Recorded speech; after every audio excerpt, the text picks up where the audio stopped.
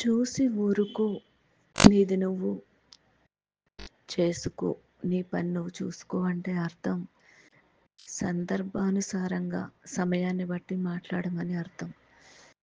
అంతేగాని ఎప్పుడు పడితే అప్పుడు మాట్లాడటం అది అనవసరం. నీ నువ్వు మాట్లాడవలసిన అవసరం ఉన్నప్పుడు కూడా మాట్లాడకుండా ఉండడం అది సరైంది కాదు. నీకు ఎవరైనా నీ అనేవాళ్ళు ఎదురైనప్పుడు నీతో చిన్నప్పటి నుంచి ఉన్నవాళ్ళు ఎవరైనా నిన్ను కలిసినప్పుడు వాళ్ళ వల్ల నువ్వు పాజిటివ్ కానీ నెగిటివ్గా కానీ ఫేస్ చేసినవి ఏవైనా ఉండొచ్చు.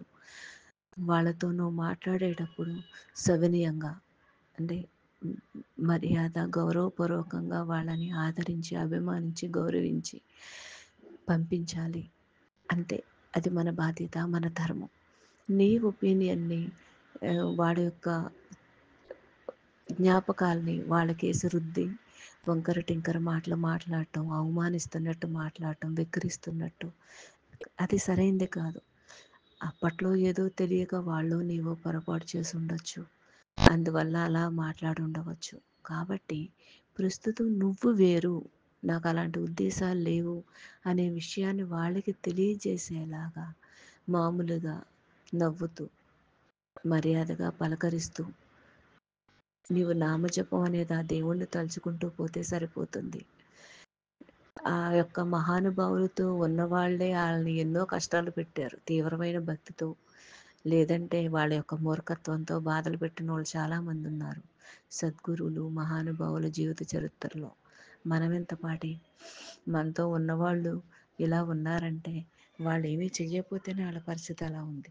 మనం ఏదో ఒకటి చేసి ఉంటాం కదా. అందుకని చెప్పి చూసి ఊరుకోండి. ఏదో అలా మాట్లాడేసి అలా వదిలేయండి. అంతేగాని తర్వాత మళ్ళీ ఒకరిద్దరికి చెప్పుకుని నలుగురికి చెప్పుకుని ఏం లేదు. అంటారు కదా గురువుగారు, నువ్వు నీ గురించి నువ్వు అందరికీ వెళ్ళి చెప్పుకో అక్కర్లేదు. ఒక చెట్టు నేను కాయలు బాగా కాస్తానని చెప్పదు, అలాగని ఒక పువ్వు వెళ్ళి అందరితో నా నా స్మెల్ బాగుంటుందని చెప్పదు అని. అలాగే మనంతటా మనం అలా ఉండగా ఉండగా ఎదుటి వాళ్ళు అర్థం చేసుకుంటారు, వీళ్ళు ఇంతకు ముందులా లేరు మారారు అని. అర్థం చేసుకోవాల్సిన అవసరం కూడా లేదు.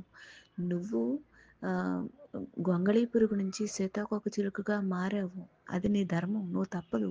భగవంతుని చేరుకోవాలంటే నువ్వు ఆ పని చెయ్యాలి. భగవత్ తత్వాన్ని తెలుసుకుని నీ గమ్యాన్ని నువ్వు చేరుకో. ఎవరో చూడాలని ఎవరో చెయ్యాలని మాత్రం ఎప్పుడు చెయ్యకు. ఈ ఆలోచన మొదట్లోకి పోతే గానీ నీ జీవిత గమ్యాన్ని నువ్వు కనుక్కోలేవు. నా గురువుగారి నుంచి తెలిసింది ఇదే. ఒకళ్ళు వాళ్ళ గురించి వదిలేసేయి. నీ గురించి నువ్వు నామాన్ని జపం చెయ్యి, ఆయన్ని తెలుసుకో, నిన్ను నువ్వు తెలుసుకో, సరిపోతుంది. గురువుగారు ఓం శ్రీ గురు రమణ.